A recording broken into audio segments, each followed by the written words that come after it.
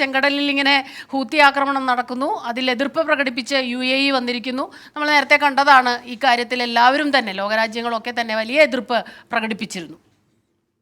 തീർച്ചയായിട്ടും സ്മിത, ഇതിൽ ഒരു വലിയൊരു നയപരമായ ഒരു മാറ്റം എന്ന് വേണമെങ്കിൽ പറയാം. അറബ് രാജ്യങ്ങൾ പൊതുവെ ഹൂതികൾക്കെതിരെ പ്രതികരിക്കാൻ മടിച്ചു നിൽക്കുകയായിരുന്നു. ഇതാദ്യമായി UAE രംഗത്ത് വന്നിരിക്കുന്നു. അതാണ് ഇതിൻ്റെ ഒരുപക്ഷെ ഒരു വാർത്താ പ്രാധാന്യം. UAE പറയുന്നത് ഈ ചെങ്കടലിൽ ഹൂതികൾ കയറി കപ്പലുകളെ ആക്രമിക്കുന്നത് അന്താരാഷ്ട്ര വ്യാപാരത്തെ ബാധിച്ചിരിക്കുന്നു, എണ്ണ വ്യാപാരത്തെ ബാധിച്ചിരിക്കുന്നു. ഈ രീതിയിൽ ഹൂതികൾ ചെയ്യുന്നത് ശരിയല്ല.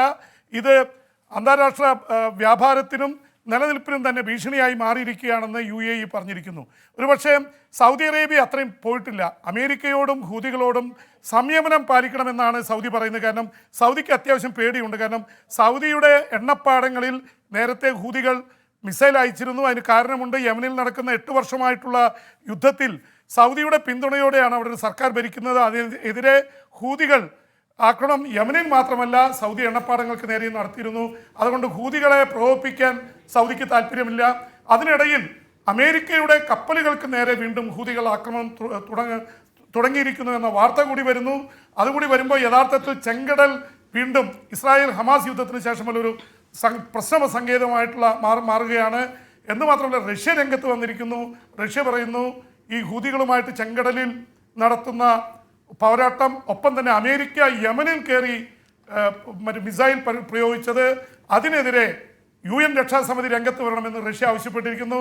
ഇത് അന്താരാഷ്ട്ര പ്രശ്നമായി വളരുകയാണ് എന്ന് കൂടി നമ്മൾ മനസ്സിലാക്കണം. സ്മിത, ഹാഷ്മി.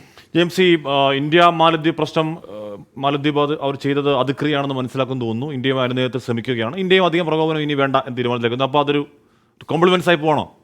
അല്ല, യഥാർത്ഥത്തിൽ ഇന്ത്യ മാലദ്വീപ് തമ്മിലുള്ള നയതന്ത്ര പ്രശ്നം വല്ലാത്ത രീതിയിലേക്ക് വളർന്നു കഴിഞ്ഞിരുന്നു.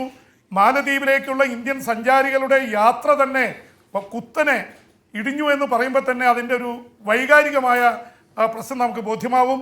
മുഹമ്മദ് മൊയ്സു എന്ന പുതിയ പ്രസിഡന്റ് ചൈന പക്ഷക്കാരനാണ്. ഇന്ത്യക്കെതിരെ പ്രചരണം നടത്തിയാണ് ജയിച്ചത്. അദ്ദേഹം ആദ്യം, സാധാരണ എല്ലാ മാലദ്വീപ് പ്രസിഡന്റുമാരും ആദ്യം ഇന്ത്യയാണ് സന്ദർശിക്കാറ്, അദ്ദേഹം ചൈന സന്ദർശിക്കാനാണ് പോയത്. ചൈന ഇന്ത്യൻ മഹാസമുദ്രത്തിൽ പിടിമുറുക്കുകയാണ്. അതാണ് രാഷ്ട്രീയ പ്രാധാന്യം. എന്തായാലും രണ്ടു കൂട്ടർക്ക് അപകടം മനസ്സിലായിരിക്കുന്നു. 2 ലക്ഷം പേര് പോകുന്ന മാലദ്വീപിൽ നിന്ന് ഇന്ത്യൻ സന്ദർശകർ ലക്ഷദ്വീപിലേക്ക് മറ്റു പ്രദേശങ്ങളിലേക്കൊക്കെ യാത്ര മാറ്റുന്നു.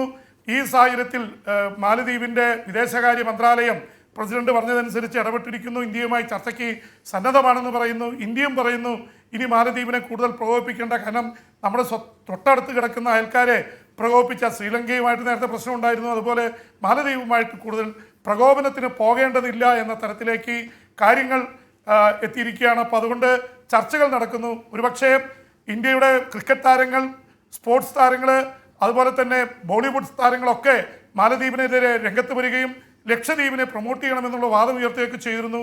എന്തായാലും മൊയ്സുവും ഇന്ത്യൻ പ്രധാനമന്ത്രി നരേന്ദ്രമോദിയും തമ്മിൽ അടുത്ത് ചർച്ച നടക്കാനുണ്ടെന്ന് പറയുന്നു. സ്വാഭാവികമായിട്ട് ഇന്ത്യയും മാലദ്വീപും തമ്മിലുള്ള പ്രശ്നങ്ങൾ തീരും എന്ന് നമുക്ക് പ്രതീക്ഷിക്കാം. ഹാഷ്മി, സ്മിത.